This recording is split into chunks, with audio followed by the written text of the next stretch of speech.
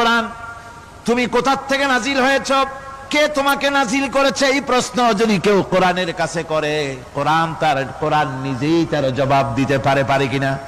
কোরআন নিজেই বলে তানজিলাম মিম্মান খালাকাল আরদা ওয়াস সামাওয়াতিল উলা।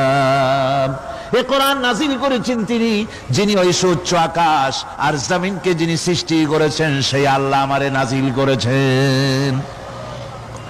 কোরআনের কাছে কেউ যদি প্রশ্ন করে, ও কোরআন, এই পৃথিবীতে নাজিল হওয়ার আগে তুমি কোথায় ছিলে, কেউ যদি প্রশ্ন করে, কোরআনে কারীম নিজে নিজের পরিচয় শোনায়, আমি কোথায় ছিলাম শোনো।